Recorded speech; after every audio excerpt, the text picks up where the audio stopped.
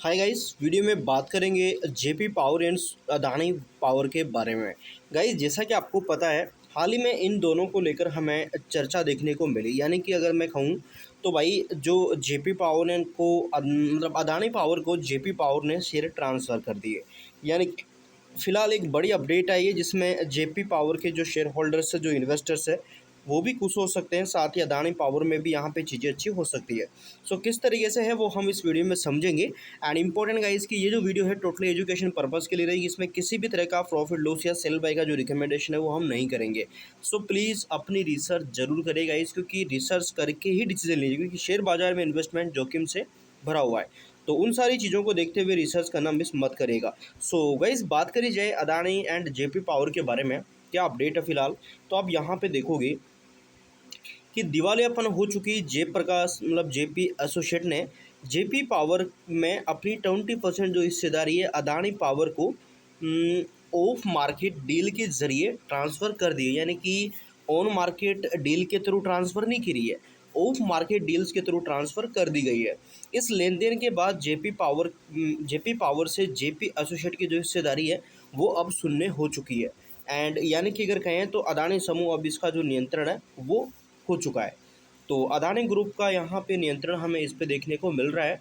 साथ ही साथ गाइज अगर यहाँ पे देखोगी तो देखिए, दिवालिया होकर अदानी के हाथों में बिक चुकी जेपी प्रकाश एसोसिएट यानी कि जेपी एसोसिएट ने एक्सचेंज फाइलिंग में अहम जानकारी दी है। दरअसल कंपनी ने जेपी पावर में अपनी कितने अगर शेयरों की मैं बात करूँ तो गाइस शेयरों की संख्या है 1,64,48,30,118 शेयर्स जो है वो अदानी को यहाँ पे ट्रांसफ़र कर दिए गए हैं। इस डील के बाद जेपी पावर जेपी एसोसिएट की हिस्सेदारी शून्य हो चुकी है। डील से पहले उसकी हिस्सेदारी 24% थी यहाँ पे, किसकी, जेपी एसोसिएट की, जेपी मतलब जो यहाँ पे किसमें, जेपी पावर में।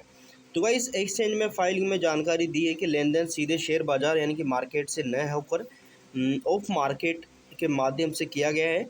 सेबी के टेक ओवर नियमों के अकॉर्डिंग यहाँ पे यानी कि रेगुलेशन 29(2) के तहत ऑफ स्टेट ऑफ या फिर रेगुलेशन 2011 के तहत दी गई इस जानकारी से साफ हो गया है कि जयप्रकाश पावर वेंचर जो है यहाँ पे वो जो वेंचर्स है वो यहाँ पे पुराने प्रमोटर से पूरी तरह से अपना जो एग्जिट कर लिया है। एंड इसी के साथ साथ अदानी के हाथों में आया जेपी पावर का नियंत्रण, खत्म हुई जेएल की कहानी। तो यहाँ पे अगर आप देखोगे तो अदानी पावर द्वारा 24% हिस्सेदारी का अधिग्रहण किए जाने के बाद अब इस पावर कंपनी का नियंत्रण भविष्य में अदानी ग्रुप के हाथों में चला गया है। जयप्रकाश एसोसिएट लिमिटेड का अब जेपी पावर में कोई रोल नहीं रहा है, उसकी कहानी खत्म हो चुकी है। 22 मई को हुई इस डील के बाद अदानी ग्रुप में काम कर चुके या काम कर रहे 3 अनुभवी सदस्यों ने जेपी पावर के बोर्ड में एंट्री दी है। यानी जैसे ही जेपी एसोसिएट के शेयरों को सरेंडर किया वैसे ही जेपी पावर ने बोर्ड में बदलाव हो गया यहाँ पे।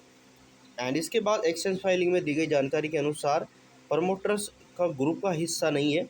यानी कि अदानी पावर जो है प्रमोटर ग्रुप का हिस्सा नहीं है।